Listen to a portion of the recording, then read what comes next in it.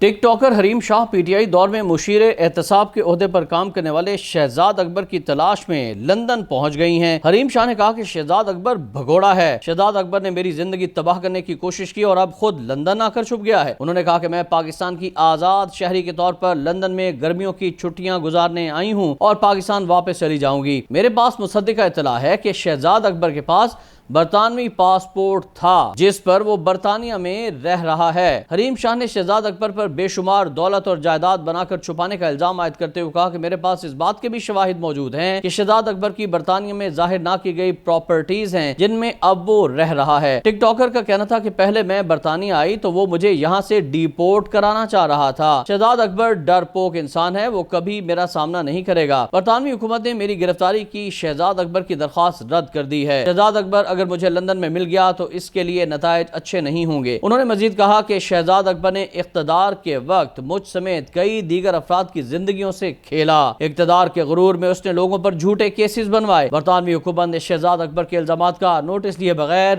مجھے ویزا دے دیا۔